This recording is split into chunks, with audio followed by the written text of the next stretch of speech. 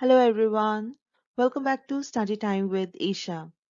Network analysis की series में अभी तक हमने पढ़ा कि नेटवर्क क्या होता है, नेटवर्क हम ड्रॉ कैसे करते हैं, नेटवर्क ड्रॉ करने के लिए हमें किन रूल्स को फॉलो करने की ज़रूरत है, हम डमी एक्टिविटीज़ कैसे लगाते हैं, रिडंडेंसी कैसे चेक करते हैं। तो ये सारी चीज़ें अभी तक हम कवर कर चुके हैं। तो इन सब के बाद अब हमें क्योंकि नेटवर्क बनाना आ गया है तो अब हम बढ़ते हैं नेटवर्क एनालिसिस की तरफ। तो नेटवर्क एनालिसिस मतलब अब हमें हमारे जो नेटवर्क हमने बनाया है उसको एनालाइज करना है।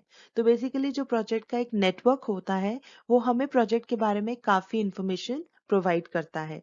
जब हमने एक बार नेटवर्क प्लान बना लिया, वो कंप्लीट हो गया, हमें सभी एक्टिविटीज के टाइम्स पता है, कौन सी एक्टिविटी कितना टाइम लेती है, तो फिर अब हम कुछ क्वेश्चंस के आंसर हमें उससे मिल सकते हैं। तो वो किस तरह के क्वेश्चंस होते हैं कि जैसे वेरियस एक्टिविटीज हैं वो हम कब शेड्यूल कर सकते हैं, मतलब उनकी शेड्यूलिंग कैसे हो सकती है, वो कब हम उनकी परफॉर्मेंस उन एक्टिविटीज की कर सकते हैं, फिर हमारे प्रोजेक्ट को कंप्लीट होने में कितना टाइम लगेगा, ठीक है, कि हम अपनी डेडलाइंस मीट कर पाएंगे या नहीं। तो हमें प्रोजेक्ट कंप्लीशन टाइम और प्रोजेक्ट की डिफरेंट एक्टिविटीज का कंप्लीशन टाइम का आइडिया हो जाता है कि कौन सी एक्टिविटी कितना टाइम लेगी। उसके अलावा क्या कुशन अवेलेबल है, क्वेश्चन का मतलब होता है क्या फ्लेक्सिबिलिटी अवेलेबल है, कि हम जो हमारी डिफरेंट एक्टिविटीज हैं, कौन सी ऐसी एक्टिविटीज हैं जिनको हम थोड़ा बहुत डिले कर सकते हैं और कौन सी एक्टिविटीज हैं जिनको हम बिल्कुल भी डिले नहीं कर सकते, क्योंकि हमारे प्रोजेक्ट की एक डेडलाइन होती है कि हमें इस टाइम तक अपने प्रोजेक्ट को कंप्लीट करना है। तो कुछ ऐसी एक्टिविटीज होती हैं जिनको हम थोड़ा बहुत डिले कर सकते हैं, लेकिन कुछ एक्टिविटीज ऐसी होती हैं कि जिनमें बिल्कुल भी फ्लेक्सिबिलिटी अवेलेबल नहीं होती। अगर हम उन एक्टिविटीज को थोड़ा सा भी डिले करते हैं तो हमारे प्रोजेक्ट का जो ओवरऑल कंप्लीशन टाइम है वो इफेक्ट होता है। तो यही सारी चीजें हम नेटवर्क एनालिसिस में पढ़ते हैं। तो इनमें से हम शेड्यूलिंग, चलिए हम पहले थोड़ा सा इसको और अच्छे से देखते हैं। देखिए जैसे यहाँ पर मेंशन किया है कि अब हमें क्या क्या चीजें पढ़नी होती है नेटवर्क एनालिसिस में। Scheduling the activities, determining the critical path, उसी से हमें प्रोजेक्ट ड्यूरेशन पता लगती है, एंड कैलकुलेशन ऑफ फ्लोट्स, जो कि हमने कहा क्वेश्चन क्या अवेलेबल है, तो क्वेश्चन के लिए हम यहाँ पर टेक्निकल वर्ड क्या यूज करते हैं, फ्लोट, ठीक है। तो शेड्यूलिंग द एक्टिविटीज में हम क्या चीजें पढ़ते हैं, अर्लीस्ट एंड लेटेस्ट टाइम्स।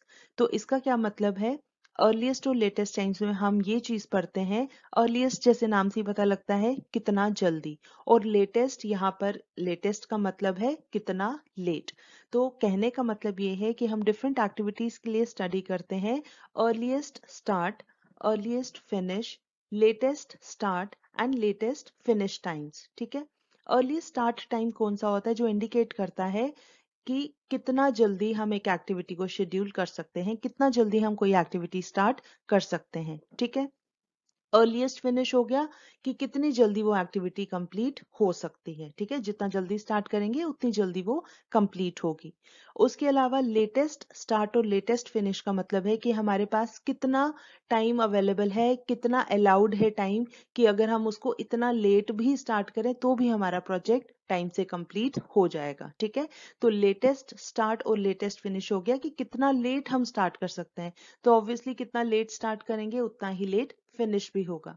तो हमें ये चार तरीके के टाइम्स हमें स्टडी करने होते हैं, earliest start, earliest finish, latest start and latest finish times, right. फिर उसके बाद हम डिटर्मिन करते हैं क्रिटिकल पाथ, और इसी की हेल्प से हमें पता लगती है overall duration of a project, ये अभी हम आगे डिटेल में पढ़ेंगे। और फिर लास्ट में हम स्टडी करते हैं कि कितना क्वेश्चन अवेलेबल है हमारी डिफरेंट एक्टिविटीज में, ठीक है, तो जिनको हम बोलते हैं कैलकुलेशन ऑफ फ्लोट्स। अब एक चीज आप और यहाँ पर देख रहे होंगे, हमने ऊपर मेंशन किया है क्रिटिकल पाथ मेथड। तो हम ये क्यों पढ़ रहे हैं, हमने एक वीडियो में जहां पर हमने शुरू में ओवरव्यू लिया था नेटवर्क एनालिसिस का, जिसमें हमने कहा था कि नेटवर्क एनालिसिस की दो टेक्निक्स हैं, पर्ट एंड सीपीएम। ये दो टेक्निक्स हमने पढ़नी है। तो फिलहाल हम सीपीएम पढ़ रहे हैं, क्रिटिकल पाथ मेथड। और इसमें हमने कहा था कि क्रिटिकल पाथ मेथड कहाँ पर यूज होता है, जहां पर हमें डिफरेंट एक्टिविटीज के टाइम सर्टन होते हैं, कि हमें पता होता है कि कौन सी एक्टिविटी कितना टाइम लेगी, ठीक है। और ये यूजुअली कब होता है, जब कोई रूटीन के प्रोजेक्ट्स होते हैं, जो चीजें हम रूटीन में करते रहते हैं। जैसे हम घर में चाय बनाते रहते हैं तो हमें पता होता है कि 1 कप चाय बनानी है तो उसमें कितना टाइम लगेगा, 2 कप चाय बनानी है कितना टाइम लगेगा। तो वैसे ही जो रूटीन के प्रोजेक्ट्स होते हैं हमें पता रहता है, थोड़ा आइडिया रहता है कि उस प्रोजेक्ट की डिफरेंट एक्टिविटीज में कितना टाइम लगता है। ठीक है, तो यहाँ पर हम वही वाला केस करेंगे जहां पर हमें नेटवर्क के मतलब प्रोजेक्ट के डिफरेंट एक्टिविटीज के times for sure for certain पता होंगे। ठीक है, तो इसीलिए हम यहाँ पर स्टडी कर रहे हैं क्रिटिकल पाथ मेथड, राइट। अब ये जो तीन चीजें हमने कही, scheduling the activities, determining the critical path and calculation of floats, तो इसमें से दो चीजें हम आज की वीडियो में स्टडी करेंगे, that is scheduling the activities and determining the critical path, और तीसरा जो है कैलकुलेशन ऑफ फ्लोट्स, ये हम नेक्स्ट वीडियो में डिस्कस करेंगे, राइट। तो चलिए अब हम with the help of an example study करेंगे कि हम ये earliest start and finish times, latest start and finish times कैसे कैलकुलेट करते हैं, और फिर हम क्रिटिकल पाथ कैसे कैलकुलेट करते हैं। ठीक है, तो चलिए आइए देखते हैं example. So this is the example. Information on the activities required for a project is as follows. हमें यहाँ पर ये टेबल के फॉर्म में गिवन है। पहला देखिए, name of the activities given है, ABCDEFGHIJK। उसके बाद एक्टिविटीज के नोड्स गिवन है, मतलब यहाँ पर अब हमें प्रेडिसेसर्स गिवन नहीं है, हमें नोड्स की फॉर्म में एक्टिविटीज गिवन है, तो हम इसी के अकॉर्डिंग डायग्राम बनाएंगे। उसके बाद ड्यूरेशन इन डेज, तो हमें डिफरेंट एक्टिविटीज की ड्यूरेशन दी है, कि मतलब जैसे ए एक्टिविटी है, इसकी ड्यूरेशन है 2 डेज, मतलब ए एक्टिविटी को कंप्लीट होने में 2 दिन लगते हैं। बी एक्टिविटी है, उसकी ड्यूरेशन है 7 डेज, मतलब बी एक्टिविटी कंप्लीट होने में 7 डेज लगते हैं, एंड लाइकवाइज। ठीक है, ये इन्फॉर्मेशन हमें गिवन है। उसके बाद क्वेश्चन क्या है, draw the network and calculate the earliest start, earliest finish, latest start and latest finish times of each of the activities and also calculate duration of the project। ठीक है, तो हमें earliest and latest times calculate करने हैं और उसके बाद duration of the project calculate करना है। ठीक है, तो चलिए सबसे पहले तो हम ये जो information given है इसकी हेल्प से नेटवर्क ड्रॉ करते हैं। ठीक है, तो चलिए पहले हम ये जो हमें जिस फॉर्म में ये इन्फॉर्मेशन गिवन है, पहले हम थोड़ा सा टेबल अपने तरीके से बनाते हैं। ये देखिए, अब हमने इस तरीके से टेबल बनाया है। हमने एक्टिविटीज लिख ली हैं ए से लेकर के तक, एक्टिविटीज के नोड्स लिखे हैं और ड्यूरेशंस लिख ली हैं। अब इसकी हेल्प से पहले हम नेटवर्क डायग्राम बनाएंगे। ठीक है, तो यहाँ पर अब हमें इवेंट्स की नंबरिंग अपने से करने की जरूरत नहीं है, जैसे यहाँ पर गिवन है वैसे ही उसी के अकॉर्डिंग हम करेंगे। ठीक है, तो चलिए सबसे पहले देखिए, आपके पास ए एक्टिविटी है और उसके लिए क्या है, एक्टिविटी नोड है 1 2, मतलब एक्टिविटी ए जो है वो 1 से स्टार्ट हो रही है और 2 पर खत्म हो रही है। ठीक है, लेकिन इसके साथ ही देखिए बी और सी एक्टिविटीज हैं, वो भी 1 से ही स्टार्ट हो रही हैं, लेकिन बी के लिए 1 3 है और सी के लिए 1 4 है, उसके बाद 2 आ जाता है, तो मतलब 1 से जो हमारा नोड 1 है उधर से 3 एक्टिविटीज निकल रही हैं, ए बी एंड सी, लेकिन वो खत्म अलग अलग पॉइंट्स पर हो रही हैं। तो हम क्या करेंगे, पहला नोड बनाएंगे। अभी हम पहले थोड़ा सा रफ बनाते हैं क्योंकि कई बार बीच में चेंजेस करने की जरूरत पड़ती है।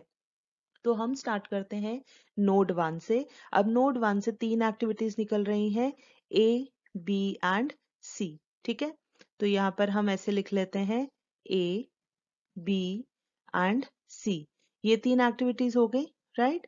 तो ध्यान रखिए अब हम एक ही फॉर्मेट यूज करेंगे, हम एरोस के ऊपर एक्टिविटी मेंशन करेंगे, एक्टिविटी का नाम। ठीक है, अब देखिए एक्टिविटी ए के लिए हमारे पास है नोड 2, 1 2 बताता है एक्टिविटी ए, बी खत्म हो रही है 3 पर और सी खत्म हो रही है 4 पर। ठीक है, तो ये 3 तो हमारे बन गए। उसके बाद देखिए ए बी सी हमारा कंप्लीट हो गया, साथ में हम इनकी ड्यूरेशंस भी लिख लेते हैं, बाद में लिखने की जरूरत नहीं पड़ेगी। ए एक्टिविटी की ड्यूरेशन 2, बी की है 7 और सी की है 8। ठीक है, चलिए अब बढ़ते हैं आगे।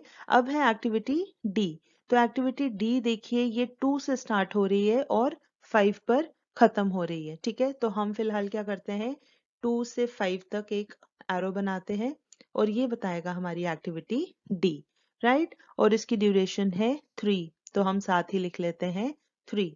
उसके बाद एक्टिविटी ई है और इसका नोड है 3 5, तो मतलब 3 5 को हमें ज्वाइन करना पड़ेगा। ठीक है, 3 और 5 को ज्वाइन करते हैं, ये हमारी बनेगी एक्टिविटी ई और इसकी ड्यूरेशन है 6, तो हम लिख लेते हैं यहाँ पर E6, राइट। उसके बाद देखिए हमारे पास है एक्टिविटी एफ और इसके नोड्स हैं 3 6। ठीक है। तो अब 3 6 जो है हम देखते हैं किस तरीके से बनाए। तो हम 5 ऊपर है, हम यहाँ कहीं 6 बना लेते हैं, ठीक है। तो ये हमारी 3 6 एक्टिविटी कौन सी है, एफ, और इसकी ड्यूरेशन है हमारे पास 10, तो हम लिख लेते हैं यहाँ F10, राइट। चलिए आगे, अब है जी।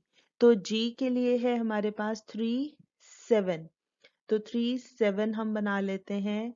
अब सपोज हम 3 7 यहाँ पर बना लेते हैं, ठीक है। तो 3 7 अगर यहाँ पर बनाएंगे, ये बन जाएगी हमारी एक्टिविटी जी, और इसकी ड्यूरेशन है 4, राइट। चलिए अब उसके बाद है एच। एच के लिए अब देखिए 4 6 है। तो अब देखिए, अब कभी भी नेटवर्क में हम इस तरीके से क्रॉस नहीं करते हैं, ठीक है। तो हम ये ऐसे क्रॉस नहीं करेंगे। हम एक काम करते हैं, इसको हटा देते हैं, क्योंकि हमें 4 6 बनाना है ना। तो हम यहाँ कहीं 7 बना लेते हैं ताकि इंटरसेक्शन ना बने, ठीक है। हम यहाँ बना लेते हैं 7, इसको लिख लेते हैं G4, और यहाँ से 4 6 बना देते हैं, ठीक है। तो 4 6 है हमारी एक्टिविटी H, और इसकी ड्यूरेशन है 6, राइट। उसके बाद आइए, अब है आई। आई का है 5 7, तो चलिए यहाँ पर हम इजीली ज्वाइन कर सकते हैं 5 7, और ये है आई, ड्यूरेशन है 2। उसके बाद अब है जे, और जे का है 6 8। अब 8 अभी तक हमारे पास नहीं है, तो हम यहाँ कहीं 8 ले लेते हैं दूर, ठीक है। और 6 8 ये बन गया जे, और इसकी ड्यूरेशन है 5। और लास्ट में है के, इसका है 7 8, तो यहाँ से हम इजीली 7 8 ज्वाइन कर सकते हैं, और इसकी ड्यूरेशन है 6, ठीक है। तो इसको अब हम किस तरीके से बना सकते हैं, थोड़ा सा और क्लियरली देखते हैं। 1, यहाँ से बना लेते हैं ए बी और सी, A2 B7 C8, ठीक है। फिर उसके बाद कर लेते हैं यहाँ से ये 2 3 4, और 3 के सामने है यहाँ पर 7, यहाँ एरो बनाना है, ये आ गया 7, और 2 से सीधा जा रहा है हमारे पास 5, ये है D3, और उसके बाद 3 और 5 को ज्वाइन किया था, ये थी एक्टिविटी E6, और यहाँ पर हम बनाते हैं कहीं 6, ठीक है। और 4 6 को ज्वाइन करना है। 4 6 को ज्वाइन करने पर एक्टिविटी बनती है H, और ड्यूरेशन है 6। 3 7 है G4, ठीक है।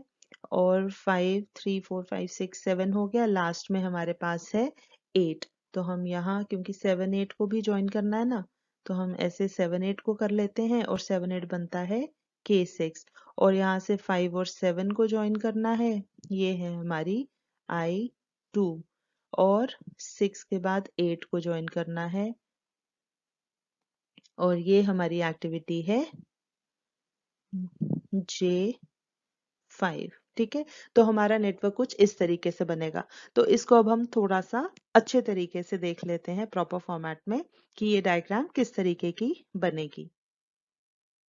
तो ये लीजिए, इस तरीके से अब हमने ये प्रॉपर एक डायग्राम शो की है, जिसमें वी हैव वेरियस एक्टिविटीज और नोड्स हैं, हमने सारे वो मेंशन किए हुए हैं, और हमने साथ ही एक्टिविटीज की ड्यूरेशंस भी लिख ली हैं, ठीक है। तो अब हमें नेक्स्ट स्टेप क्या करना है, determination of earliest and latest times, ठीक है। और उसमें हमें क्या करना है, earliest start, earliest finish, latest start and latest finish, ठीक है। तो चलिए, तो हमने अभी क्या कहा कि हमें कैलकुलेट करना है अर्लीस्ट स्टार्ट और earliest finish time, latest start and latest finish time, ठीक है। तो अब इसमें आपको दो चीजें याद रखनी है। अर्लीस्ट स्टार्ट और अर्लीस्ट फिनिश टाइम के लिए हम यूज करते हैं फॉरवर्ड पास कैलकुलेशंस, ठीक है। और latest start and latest finish के लिए हम यूज करते हैं बैकवर्ड पास कैलकुलेशन। ये अभी क्लियर हो जाएगा जब हम कैलकुलेशंस करेंगे, ठीक है। देखिए, अब हमने ये जो डायग्राम बनाई है, अब हमें वापस जो हमें टेबल गिवन था, हमें उसको देखने की जरूरत नहीं है। हमारी सारी कैलकुलेशन, ये जो सारी हमने इंफॉर्मेशन यहाँ लिखी है, यहाँ से हो जाएगी, ठीक है।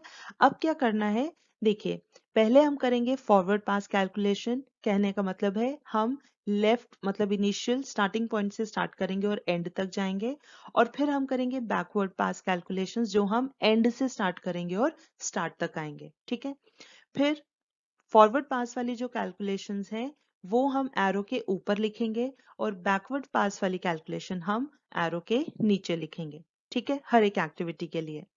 अब कैसे करनी है कैलकुलेशंस, तो देखिए सबसे पहले है हम स्टार्ट करेंगे एक्टिविटी ए से। ठीक है, देखिए हमारे पास जो इनिशियल एक्टिविटीज हैं वो तीन है, ए बी एंड सी।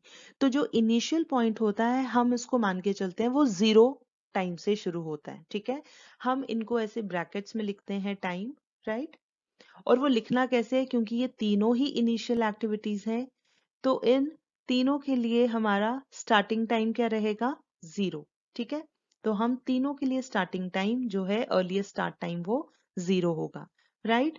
उसके बाद हम लिखेंगे अर्लीस्ट फिनिश टाइम। अब अर्लीस्ट फिनिश टाइम क्या हुआ कि वो एक्टिविटी खत्म कब होती है, तो हम कॉमा करके लिखेंगे अर्लीस्ट फिनिश टाइम। अब फिनिश टाइम क्या होगा, देखिए ए एक्टिविटी है उसकी ड्यूरेशन है 2 डेज, 2 दिन लगते हैं उस एक्टिविटी को खत्म होने में।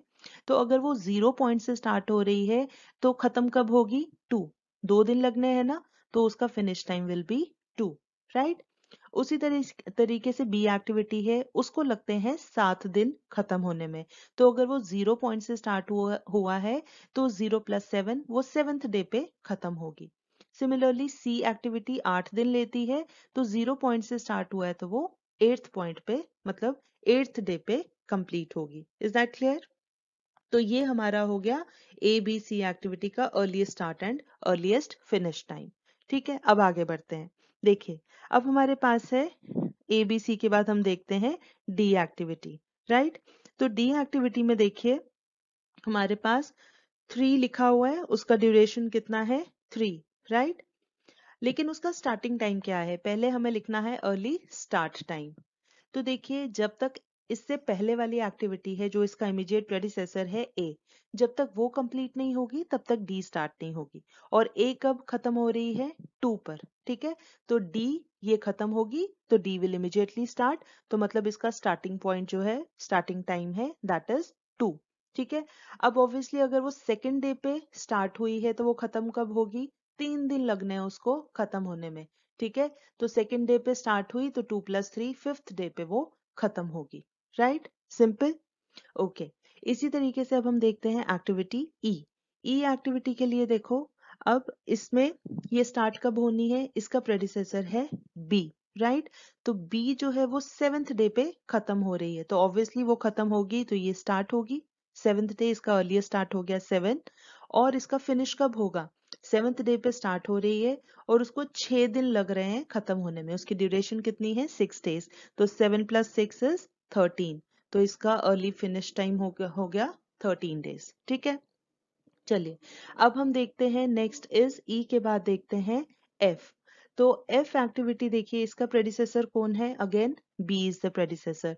और वो 7th डे पे क्योंकि खत्म हो रही है तो ये 7th जैसे वो खत्म होगी ये स्टार्ट हो जाएगी। और इसको कब खत्म होना है, 10 दिन लगने हैं, तो 7 + 10 इज 17, राइट, सिंपल। एफ के बाद अब देखिए जी। जी एक्टिविटी का भी प्रेडिसेसर कौन है, बी। वो खत्म हो रहा है 7th डे पे, ये साथ में ही स्टार्ट हो जाएगा। और इसको खत्म होने में कितना टाइम लगेगा, अर्लीस्ट फिनिश टाइम 7 + 4 जितना इसका ड्यूरेशन है, 7 + 4 is 11। I hope this is clear, right. G के बाद देखते हैं हम एच एक्टिविटी। देखिए एच एक्टिविटी का प्रेडिसेसर कौन है, सी। और वो कब खत्म हो रहा है, 8th डे पर, तो ये खत्म होगा और एच स्टार्ट होगा। और ये फिनिश कब होगा, इसकी ड्यूरेशन है 6 दिन की, तो 8th डे पे स्टार्ट हुआ, 6 दिन लगे, 8 + 6 इज 14, तो इसका अर्ली फिनिश टाइम हो गया 14 days, right. Is this clear now? चलिए एच के बाद अब हम देखते हैं आई। अब यहां पर आपको ध्यान देना है, ठीक है, क्योंकि देखिए आई कब शुरू होगा, जब इसके प्रेडिसेसर एक्टिविटीज कंप्लीट होंगी। और इसकी 2 प्रेडिसेसर एक्टिविटीज हैं डी एंड ई। ठीक है, अब डी खत्म हो रही है 5th डे पर, ई खत्म हो रही है 13th डे पर। और I cannot start unless and until all the predecessor activities have been completed. तो जब तक इससे पहले I से predecessor वाली activities D और E दोनों ही complete नहीं हो जाती तब तक I cannot start. ठीक है, तो I कब start होगा? देखिए D तो 5th डे पे खत्म हो गई लेकिन E खत्म होनी है 13th डे पर, तो इसमें से जो हायर वाला है हम वो कंसिडर करते हैं. ठीक है, तो I कब स्टार्ट होगी? 13th डे पर. और ये कब खत्म होगी? ड्यूरेशन है इसकी 2 दिन की, तो 13 + 2 15th डे पर it will finish. Right, simple. तो यही चीज है जो आपको ध्यान में रखनी है कि किसी भी एक्टिविटी का स्टार्ट टाइम देखने से पहले आपको उससे प्रेडिसेसर वाली एक्टिविटीज देखनी है कि उससे पिछली एक्टिविटीज पूरी तरह से कंप्लीट हुई हैं या नहीं. राइट, चलिए आई के बाद अब हम देखते हैं जे.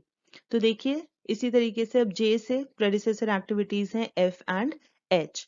एफ खत्म हो रही है 17th डे पर, एच खत्म हो रही है 14th डे पर. तो जब तक एफ वाली एक्टिविटी खत्म नहीं होगी जे स्टार्ट नहीं होगी. ठीक है, तो जे का स्टार्ट कब होगा?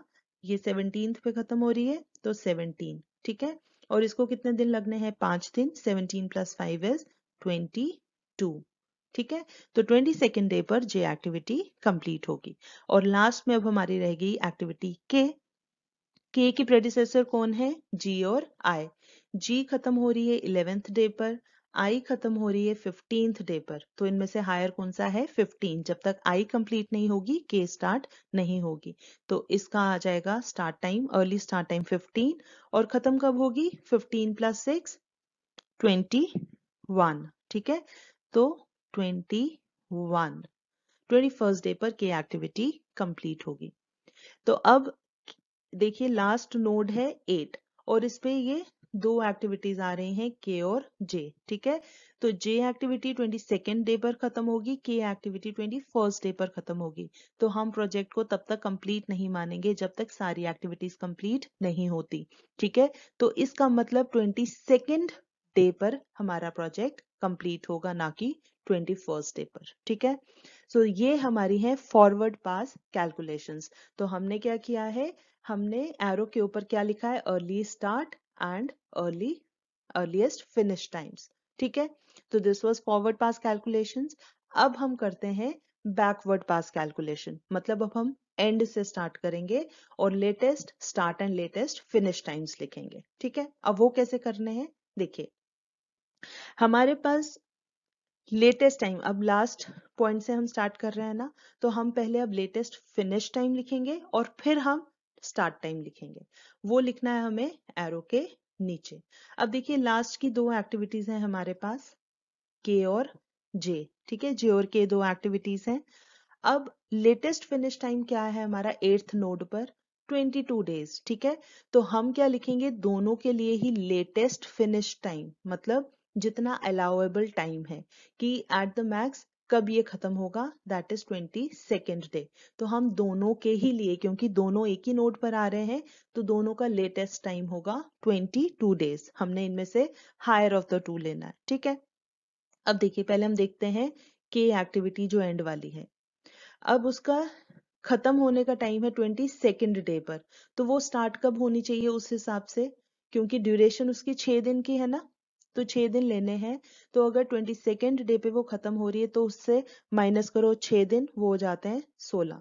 तो मतलब वो 16th डे पे स्टार्ट होनी चाहिए एट द मैक्स. ठीक है, एट द अर्लीस्ट वो 15th डे पे स्टार्ट होनी चाहिए, लेकिन एट द मैक्स हम कितना उसको अलाउ कर सकते हैं? 16th डे पे वो स्टार्ट होनी चाहिए, ताकि 6 दिन लगा के वो 22nd डे तक एटलीस्ट कंप्लीट हो जाए, जो कि हमारा फाइनल कंप्लीशन टाइम है प्रोजेक्ट का. ठीक है, अब इसी तरीके से हम जे के लिए देखते हैं. देखिए 22nd डे पे स्टार्ट होना है, सॉरी 22nd डे जो है उसका वो लेटेस्ट फिनिश टाइम है, तो स्टार्ट कब होनी चाहिए? 22 - 5 जो उसकी ड्यूरेशन है, क्योंकि 5 दिन उसको लगने हैं. तो 22 - 5 इज 17. राइट, ये हो गया हमारा latest start and latest finish time for activities J and के. अब हम इससे पीछे आते हैं. चलिए इससे पीछे हम देखते हैं आई पर. अब आई पे देखिए हमारे पास आई का लेटेस्ट टाइम क्या होगा? अब इससे आगे की आई के आगे एक्टिविटी है के, और के जो है लेटेस्ट स्टार्ट उसका है 16. तो जो इसका लेटेस्ट स्टार्ट है वो इसका बन जाएगा आई का लेटेस्ट फिनिश। ठीक है, तो ये हो गया 16। अब स्टार्ट के लिए हमें क्या करना है, ये 2 माइनस करना है, क्योंकि 2 दिन, अगर 16th डे पे वो खत्म हो रही है तो स्टार्ट कब होनी चाहिए, 2 दिन पहले। तो 16 माइनस 2 इज 14, राइट। ये आ गया हमारा आई के लिए। तो अब हम देखते हैं साथ में सिमिलरली जी के लिए भी यहीं पर देख लेते हैं साथ में ही। तो इसके लिए भी क्या है, जी के आगे है के एक्टिविटी और वो स्टार्ट हो रही है 16 पे, तो मतलब ये 16 पे खत्म होनी चाहिए। तो अगर ये 16 पे खत्म होनी चाहिए लेटेस्ट फिनिश जो है, तो स्टार्ट कब होनी चाहिए, 4 दिन पहले, क्योंकि इसकी ड्यूरेशन है 4 दिन की। तो 16 माइनस 4 इज 12, राइट। अब नीचे यहाँ एफ एक्टिविटी भी देख लेते हैं।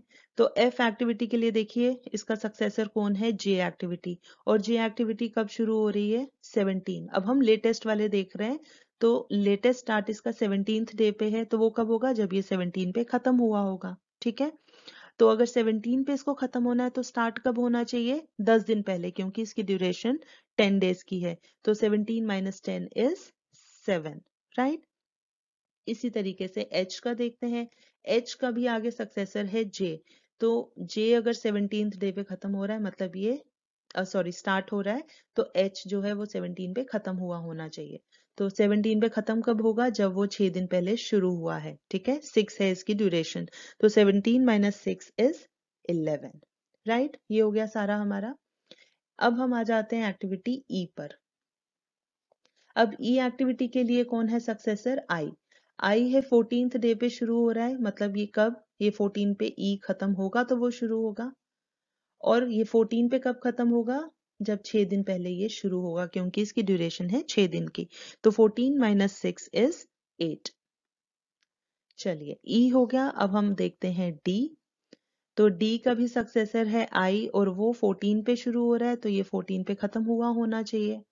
और 14 पे कब खत्म होगा, जब ये 3 दिन पहले शुरू होगा। तो 14 माइनस 3 इज 11, क्लियर। चलिए अब हम आ जाते हैं, अब रह गई हमारी सिर्फ एक्टिविटीज ए बी एंड सी। तो चलिए हम देखते हैं यहाँ पर सी। तो सी का सॉरी सक्सेसर है एच, और ये इसका लेटेस्ट स्टार्ट टाइम है 11, मतलब 11वें दिन ये शुरू हो रहा है। तो ये कब होगा, जब सी 11वें दिन खत्म हुआ होगा। तो अगर 11वें दिन खत्म हुआ है तो वो 8 दिन पहले शुरू हुआ होना चाहिए ना, क्योंकि इसकी ड्यूरेशन 8 दिन की है। तो 11 माइनस 8 इज 3। सिमिलरली बी के लिए, अब देखिए अब यहाँ थोड़ा सा कंफ्यूजन होगा, क्योंकि अब देखिए बी के सक्सेसर्स 3 हैं, ई जी एंड एफ। अब ई जो है वो 8th डे पर स्टार्ट हो रहा है एट द मैक्स। जी जो है वो 12th डे पर खत्म हो रहा है। और एफ जो स्टार्ट हो रहा है, सॉरी, और एफ जो है वो 7th डे पर स्टार्ट हो रहा है। ठीक है, तो अब बी कब खत्म हुआ होना चाहिए, देखिए अगर हम बोलते हैं बी, ई को ले लेते हैं, ई जी एफ को एक एक करके देखते हैं। सपोज हम बोलते हैं कि ई के अकॉर्डिंग ई का लेटेस्ट स्टार्ट है 8, तो हम सपोज इसको 8 पे खत्म करते हैं। ठीक है, अब 8 पे खत्म हो गया, तो एफ जो है वो कैसे स्टार्ट होगा, क्योंकि वो तो 7th डे पे मैक्सिमम हम उसको कितना डिले दे सकते हैं, वो 7th डे पे हमें उसको स्टार्ट करना ही करना है। ठीक है, तो इसलिए हम यहाँ 8 नहीं लिख सकते। उसी तरीके से जी का है 12, तो हम यहाँ 12 भी नहीं लिख सकते, क्योंकि अगर हम बोल रहे हैं कि बी को हम 12th पे खत्म करते हैं तो उसके बाद फिर एफ में प्रॉब्लम आएगी। तो इसीलिए इनमें से जो लोएस्ट है 8, 12 एंड 7, तो इनमें से जो लोएस्ट है हम वो कंसिडर करेंगे। ठीक है, अब इससे होगा क्या कि बी हमारा लेटेस्ट 7वें दिन खत्म हुआ। अब ई को आप 8वें पे स्टार्ट कर लो, मतलब एक दिन के बाद। जी को आप 5 दिन के बाद कर लो। और लेकिन एफ को तो हम 7th डे पे स्टार्ट कर रहे हैं। ठीक है, वो टाइम से है, तो इसीलिए इन तीनों में से जो लोएस्ट होगा हमने वो कंसिडर करना है। ठीक है, तो आपको इसमें कोई भी रट्टा लगाने की जरूरत नहीं है कि जब हमने फॉरवर्ड पास किया तो हमने हाईएस्ट वाला देखा, बैकवर्ड में हमने लोएस्ट वाला देखा। आपको अगर ये कॉन्सेप्ट क्लियर हो जाएगा तो आपको बिना रट्टे के आप आराम से ये सब वैल्यूज लिख सकते हो। ठीक है, चलिए अब इसका फिनिश टाइम जो है, latest finish time that is 7। तो 7वें दिन खत्म हो रहा है, तो वो कब शुरू हुआ होना चाहिए, क्योंकि 7 दिन की उसकी ड्यूरेशन है। तो मतलब 7 माइनस 7 इज 0, तो वो बिल्कुल जहां से हमने स्टार्टिंग पॉइंट लिया था वो तब शुरू हुआ होना चाहिए। ठीक है, और उसी तरीके से हमारे पास है अब ए। तो ए का सक्सेसर अगेन एक ही है डी, वो उसका लेटेस्ट स्टार्ट है 11th डे, तो मतलब ये 11th डे पे खत्म हुआ होना चाहिए। और इसकी ड्यूरेशन है 2 दिन की, मतलब 2 दिन पहले शुरू हुआ होना चाहिए। तो 11 माइनस 2 इज 9। ठीक है, तो 9 11। तो ये हो गई हमारी बैकवर्ड पास कैलकुलेशन, जो हमने एंड पॉइंट से स्टार्ट की और स्टार्टिंग पॉइंट तक हम आए। ठीक है, तो इस तरीके से हमें earliest start, earliest finish, latest start और लेटेस्ट फिनिश टाइम्स कैलकुलेट करने हैं। तो इनकी बेसिकली सिग्निफिकेंस क्या है, इसका मतलब ये है कि फॉर एग्जांपल हमने ए एक्टिविटी को अगर कंसिडर करें तो जल्दी से जल्दी हम उसको आज ही शुरू कर सकते हैं 0 पॉइंट पे, और वो 2 दिन में खत्म हो जाएगी। ठीक है, और ये जो 9-11 है, लेटेस्ट स्टार्ट लेटेस्ट फिनिश, इसका मतलब ये है कि अगर हम इसको 9th डे पे भी स्टार्ट करेंगे और 11वें दिन में ये खत्म होगा, तो भी हमारा जो ओवरऑल प्रोजेक्ट टाइम है वो इफेक्ट नहीं होगा, वो 22वें दिन तो भी खत्म हो जाएगा। ठीक है, तो इसका मतलब हमारे पास ये फ्लेक्सिबिलिटी यहाँ पर अवेलेबल है। ठीक है, इसी तरीके से अगर हम बी देखते हैं, तो बी एक्टिविटी देखिए, इसका अर्ली स्टार्ट है कि आज शुरू करो तो 7 दिन में खत्म होगा, और इसका लेटेस्ट स्टार्ट भी लेकिन 0 ही है। इसका मतलब यहाँ पर हमारे पास फ्लेक्सिबिलिटी अवेलेबल नहीं है। अगर हमने इसको डिले किया तो हमारा प्रोजेक्ट का ओवरऑल कंप्लीशन टाइम इफेक्ट होगा। ठीक है, तो बेसिकली इन सब कैलकुलेशन से हमें पता लगता है कि कैसे कैसे हम कितना जल्दी स्टार्ट हमें करना चाहिए, या फिर हम कितना लेट स्टार्ट कर सकते हैं। ठीक है, तो इसको थोड़ा सा और डिटेल में हम पढ़ते हैं with the help of floats, जो कि हम नेक्स्ट वीडियो में डिस्कस करेंगे। तो फिलहाल के लिए हमारा क्वेश्चन था कि हमें कैलकुलेट करना है early start earliest finish time, latest start and latest finish times. ये कैलकुलेशन हो गई। ठीक है, अब इसके बाद हमें नेक्स्ट पार्ट क्या है, we have to calculate duration of the project. ठीक है, और साथ ही हम इसमें क्रिटिकल पाथ कैसे कैलकुलेट करते हैं वो भी देखेंगे। ठीक है, चलिए देखते हैं। ओके, सो यही डायग्राम हमने थोड़ा भी नीटली प्रेजेंट की है यहाँ पर। तो देखिए, यहाँ पर एरो के ऊपर हमने एक्टिविटीज लिखी हैं, उनकी ड्यूरेशन मेंशन की है, और साथ में forward pass calculations, earliest start earliest finish time mention किए हैं, और एरो के नीचे हमने लेटेस्ट स्टार्ट और लेटेस्ट फिनिश टाइम मेंशन किए हैं। ठीक है, तो अब जब हमने early start earliest finish latest start latest finish times हमने कैलकुलेट कर लिए हैं, तो अब हमारा नेक्स्ट स्टेप आता है to find the minimum time required for completion of the project. ठीक है, तो minimum time required for completion of the project, या हम कह सकते हैं फॉर प्रोजेक्ट कंप्लीशन। ठीक है, अब हमें देखना है, हमें सारी एक्टिविटीज के टाइम पता थे, हमने नेटवर्क डायग्राम भी बना ली, और हमने हर एक एक्टिविटी का लेटेस्ट और earliest start and finish times calculate कर लिए। ठीक है, तो अब हम कैलकुलेट करेंगे duration of the project, right. तो हमने यही डायग्राम फिर से बनाई है।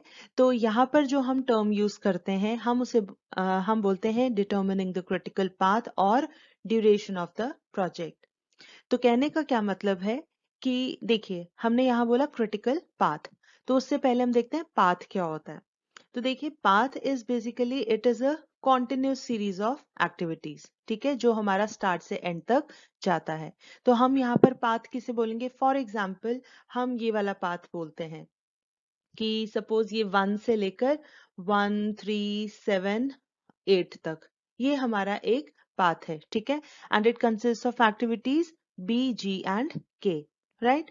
उसी तरीके से हम एक पाथ और बता सकते हैं, 1 एरोस की डायरेक्शन में चलना है, 1, 2, 5, 7 एंड 8, ये हमारा दूसरा पाथ बन गया। उसी तरीके से एक पाथ इसमें और बनता है, 1, 3, 5, 5 से फिर 7 और फिर 7 से 8। फिर एक पाथ और बनता है, 1, 3, 3 से 6, 6 से 8 की तरफ। ठीक है, और एक पाथ और बनता है, 1, 4, 6 और 8। ठीक है, तो इस तरीके से हमारे डिफरेंट पाथ्स बनते हैं। तो अगर हम इसमें से एक सिंपल सा पाथ ले ले, 1, 3, 7, 8, 1, 3, 7, 8, तो इसमें कौन कौन सी हमारी एक्टिविटीज हैं, हमारी इसमें एक्टिविटीज आती हैं बी जी एंड के। ठीक है, और इसकी टोटल ड्यूरेशन कितनी बनती है, देखिए बी एक्टिविटी की ड्यूरेशन है 7 डेज, जी की है 4 डेज, K की है 6 डेज। तो टोटल हो गया 7 + 4 11, 11 + 6 17, टोटल ड्यूरेशन आती है 17 डेज की। ठीक है। अब ऐसा है कि जो हमारा प्रोजेक्ट है हमें सभी एक्टिविटीज कवर करनी है। इसका मतलब हमारे प्रोजेक्ट को इन सभी पार्ट्स में से गुजरना है, शुरू से लेकर एंड तक। ठीक है। इसका मतलब ये हुआ कि हमें सिर्फ एक पाथ नहीं देखना है, हमें सभी पाथ की लेंथ कंसिडर करनी पड़ेगी। ठीक है। तो हम क्या करेंगे, ये जो अभी हमने पाथ्स शो किए एक एक करके, हम इन सभी पाथ्स को लिखेंगे, उनमें कौन सी एक्टिविटीज फॉल करती हैं वो लिखेंगे, और फिर उस पाथ की टोटल ड्यूरेशन कितनी बनती है हम वो नोट करेंगे। ठीक है। तो चलिए अब हम एक टेबल की फॉर्म में बना लेते हैं ताकि हमारी थोड़ा इजीली हम अंडरस्टैंड कर पाए। देखिए यहाँ पर हमने ये टेबल बनाया है, हमने 3 कॉलम्स बनाए हैं, हमने लिखा है पाथ, एक्टिविटीज एंड लेंथ। तो हमने जो अभी पीछे एरोस की हेल्प से हमने डिफरेंट पाथ्स बनाए थे, तो चलिए हम वो यहाँ पर एक एक करके लिख लेते हैं। ठीक है।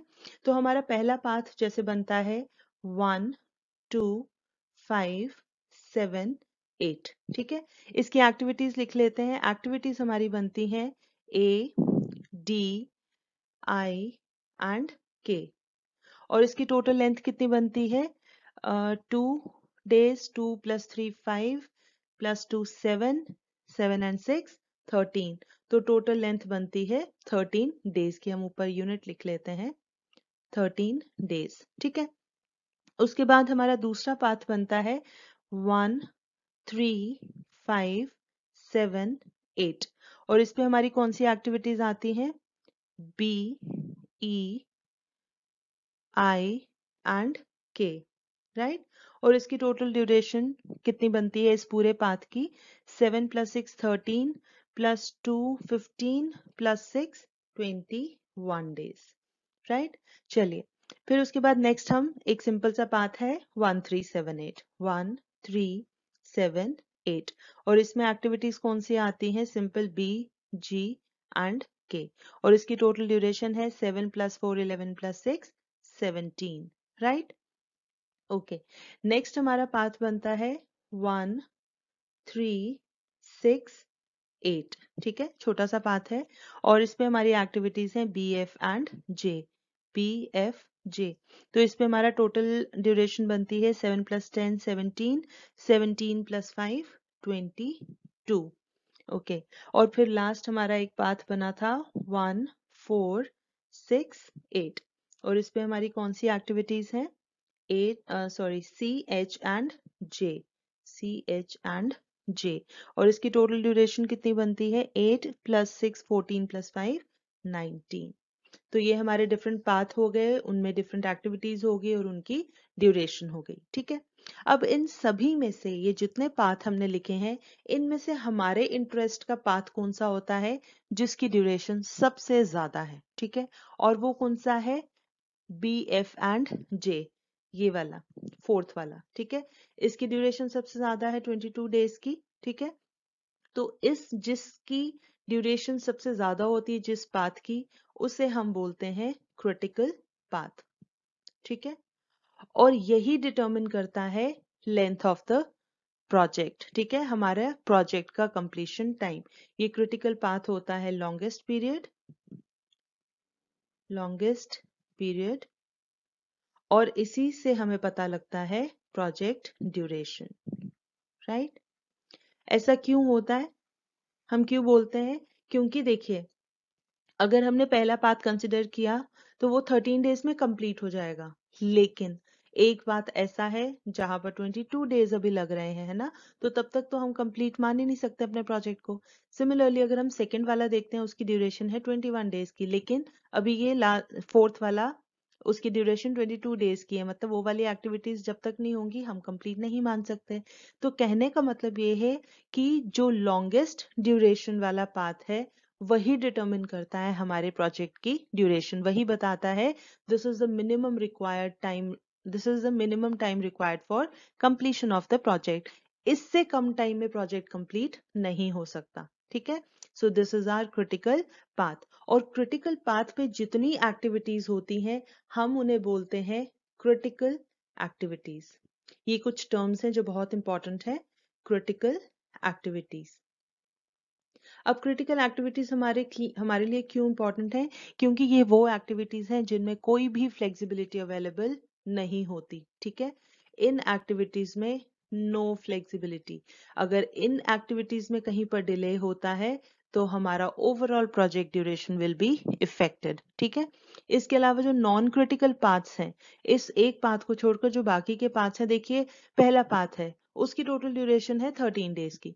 तो अगर इसकी किसी एक्टिविटी में थोड़ा सा डिले आता है और 15 दिन लग जाते हैं, 16 दिन लग जाते हैं, तो भी हमारा जो ओवरऑल प्रोजेक्ट कंप्लीशन टाइम है वो 22 है, तो उससे कम ही है ना, तो हमारा टोटल प्रोजेक्ट को इफेक्ट नहीं पड़ेगा। उसी तरह से दूसरा पाथ है, उसकी एक्टिविटीज हैं जो अगर उनमें थोड़ा सा डिले आता है एक दिन का, सपोज 21 से 22 हो जाएगा। ऑब्वियसली ज्यादा क्वेश्चन अवेलेबल नहीं है, लेकिन थोड़ा सा क्वेश्चन अवेलेबल है, थोड़ी सी फ्लेक्सिबिलिटी है। लेकिन जहां पर हम बोल रहे हैं कि प्रोजेक्ट कंप्लीशन टाइम 22 डेज का है, तो अगर उस पाथ की एक्टिविटीज में कोई भी डिले आता है तो हमारा प्रोजेक्ट कंप्लीशन टाइम डिले हो जाएगा, ठीक है। तो इसीलिए हम कहते हैं, अब तीन चीजें आपको यहाँ याद रखनी है। जो लॉन्गेस्ट पाथ होता है वो हमारा क्रिटिकल पाथ होता है। क्रिटिकल पाथ ही हमारा डिटरमिन करता है ड्यूरेशन ऑफ द प्रोजेक्ट, और क्रिटिकल पाथ पे जितनी एक्टिविटीज होती हैं उन्हें हम क्रिटिकल एक्टिविटीज बोलते हैं, ठीक है। आई होप दिस इज क्लियर। तो क्रिटिकल एक्टिविटीज को फाइंड करने के लिए, मतलब एक थोड़ी सी दो कंडीशंस होती हैं जो डिसाइड करती हैं कि whether an activity is critical और नॉट। वैसे तो सिंपल हमें पता लग जाता है कि critical path is the longest path और उस पे जितनी एक्टिविटीज हैं दोज आर क्रिटिकल एक्टिविटीज, लेकिन स्टिल उसको मतलब उसकी कंडीशन क्या है कि अगर वो कंडीशन सेटिस्फाई होती हैं तो हम कहते हैं कि ये क्रिटिकल एक्टिविटी है। तो सिंपल सी दो कंडीशंस हैं, चलिए वो दो कंडीशंस देख लेते हैं। तो चलिए, अगर हमें देखना है कि कोई एक पर्टिकुलर एक्टिविटी क्रिटिकल है या नहीं, या वो क्रिटिकल पाथ पे लाई करती है या नहीं, तो उसके लिए वो एक्टिविटी दो कंडीशंस सेटिस्फाई करनी चाहिए। तो वो कंडीशंस क्या है? पहली कंडीशन है कि at the head of the arrow earliest start time should be equal to latest finish time, और टेल ऑफ द एरो पर भी जो अर्लीस्ट स्टार्ट टाइम और लेटेस्ट फिनिश टाइम है वो बराबर होने चाहिए। तो अगर ये कंडीशन सेटिस्फाई होती है then the activity is possibly a critical activity, ठीक है। तो मतलब अभी कंफर्म नहीं हुआ है, अभी चांसेस हैं कि वो क्रिटिकल एक्टिविटी हो सकती है। तो ये जो हमारी पहली कंडीशन है इसे हम बोलते हैं necessary condition for a critical activity, ठीक है। तो अब देखिए यहाँ कहने का क्या मतलब है कि हेड ऑफ द एरो और टेल ऑफ द एरो पर, तो मतलब अगर इस तरीके से हमारी एक्टिविटीज हैं तो हम ये इसको हेड बोलते हैं, एरो का ये जो पार्ट होता है, और इसको हम टेल बोलते हैं, ठीक है। तो हमने कहा कि अर्लीस्ट स्टार्ट टाइम और latest finish time at the head of the arrow, right. तो हम कैसे लिखते हैं? देखिए, अर्लीस्ट स्टार्ट अर्लीस्ट फिनिश, ऐसे ही होता है एरो के ऊपर, अर्लीस्ट स्टार्ट अर्लीस्ट फिनिश, और एरो के नीचे होता है लेटेस्ट स्टार्ट लेटेस्ट फिनिश, और यहाँ पर भी latest start latest finish, right. तो अगर हम कह रहे हैं early start time and latest finish time at the head of the arrow, तो अगर हम सपोज इस एरो को कंसिडर करते हैं, ठीक है, तो इस एरो के लिए अर्लीस्ट स्टार्ट टाइम कौन सा होगा? इसके आगे वाला, ये, ठीक है। और लेटेस्ट फिनिश टाइम क्या होगा इस हेड के लिए? ये वाला, राइट। और इसी तरीके से अगर हम टेल की बात करते हैं तो अब हमें इसके लिए एक पीछे और एक्टिविटी बनानी पड़ेगी, क्योंकि अदरवाइज ये क्लियर नहीं होगा। तो शुरू की और लास्ट की जो एक्टिविटीज होती हैं उनको थोड़ा सा आइडेंटिफाई करने में मुश्किल आती है, ठीक है। तो हम यहाँ पे लिख लेते हैं early start and earliest finish time, और यहाँ पर लिख लेते हैं latest start and latest finish time, ठीक है। तो साथ में दूसरा हमने क्या कहा है कि टेल पर अर्ली स्टार्ट टाइम और लेटेस्ट फिनिश टाइम सेम होना चाहिए। मतलब अगर हम इस एक्टिविटी की बात करें इस टेल की, तो इस टेल पर लेटेस्ट फिनिश टाइम ये वाला है और अर्ली स्टार्ट टाइम ये वाला है, ठीक है। तो ये चीज आपको खास ध्यान रखनी है ताकि कहीं पर कोई कंफ्यूजन ना हो। तो अगर ये टाइम्स बराबर आते हैं तो देयर आर चांसेस कि एक एक्टिविटी जो है वो क्रिटिकल एक्टिविटी है, ठीक है। उसके बाद अगर ये कंडीशन सेटिस्फाई हो जाती है पहले वाली, तो उसके बाद हम देखते हैं कि early start time at the head and early start time at the tail. अगर इन दोनों का डिफरेंस किसके बराबर आता है, ड्यूरेशन ऑफ द एक्टिविटी के बराबर, तो कंफर्म हो जाता है कि जो एक्टिविटी है वो क्रिटिकल है। तो इसे हम बोलते हैं सफिशिएंट कंडीशन। ठीक है, this is called sufficient condition. तो ये दो अगर कंडीशन सेटिस्फाई होती हैं तो हम कहते हैं N activity is a critical activity. तो चलिए, जो अभी हमने नेटवर्क डायग्राम बनाई उसी में हम एक एक्टिविटी कंसिडर करके देखते हैं कि वो क्रिटिकल है या नहीं। ठीक है, देखिए ये वो सेम डायग्राम बनी हुई है, इसमें हमने हाईलाइट किया हुआ है हमारे क्रिटिकल पाथ को, जो कि था 1368। ठीक है, ये देखिए ग्रीन कलर के थोड़े से डार्क एरोज हैं, ये हमारे क्रिटिकल पाथ को शो करते हैं। तो सपोज इसमें से हम एक्टिविटी कंसिडर कर लेते हैं 36 वाली। ठीक है, अब 36 वाली एक्टिविटी को अगर हमें चेक करना है whether it is a critical activity और नॉट, तो हमारी दो कंडीशंस हमें चेक करनी है। अब पहली कंडीशन है early start time and latest finish time at the head should be equal, and early start time and latest finish time at the tail they should be equal, right? तो पहले हम देखते हैं हेड पर। अब अगर हम इस 36 एक्टिविटी का ये हेड लेते हैं तो यहाँ पर हमारा अर्ली स्टार्ट टाइम क्या है, 17, राइट? और हमारा लेटेस्ट फिनिश टाइम क्या है, इस हेड पर देखेंगे, ये है लेटेस्ट फिनिश टाइम 17, ये दोनों बराबर हैं। ओके, तो ये वाली कंडीशन चल गई। दूसरा हमें टेल पर भी चेक करना है, तो अगर हम इसकी टेल पर देखेंगे तो हमारा अर्ली स्टार्ट टाइम आता है ये 7 और लेटेस्ट फिनिश टाइम आता है, इस टेल पर देखिए पीछे, ये लेटेस्ट फिनिश टाइम है 7 और 7 बराबर है। इसका मतलब हमारा पहली वाली कंडीशन सेटिस्फाई हो जाती है। ठीक है, उसके बाद अब जब पहली कंडीशन सेटिस्फाई हो जाती है तो हमें दूसरी कंडीशन पर जाना है।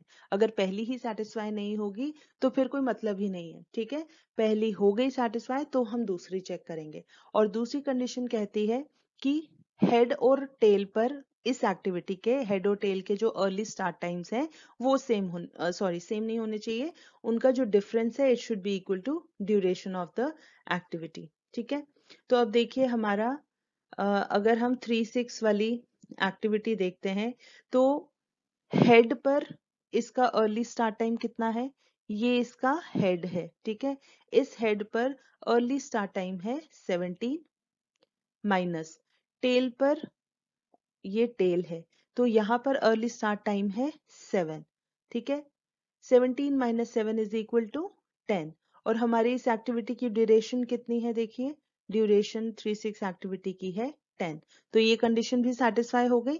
तो ये दोनों कंडीशन सेटिस्फाई हो गई, इसलिए हम इसे कहेंगे this is a critical activity. Right, I hope I am clear.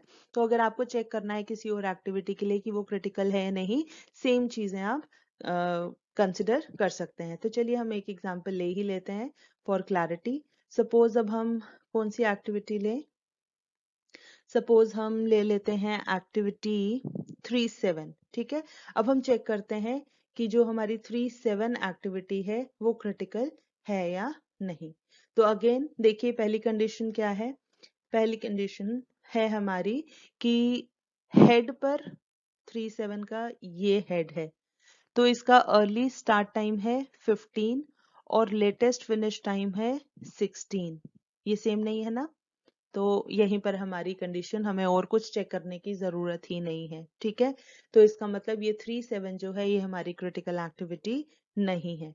Right, तो कहने का मतलब ये है कि हमारी ये तो कंडीशन सेटिस्फाई होंगी तो हम बोलेंगे कि ये क्रिटिकल एक्टिविटी है। तो अगर हम इसका थोड़ा सा लॉजिक भी लगा के देखें तो देखिए क्या बनता है कि अगर हम 36 एक्टिविटी की बात करते हैं तो देखिए इसका अर्ली स्टार्ट टाइम है 7, है ना, और इससे पहले वाली जो एक्टिविटी है उसका लेटेस्ट फिनिश टाइम है 7।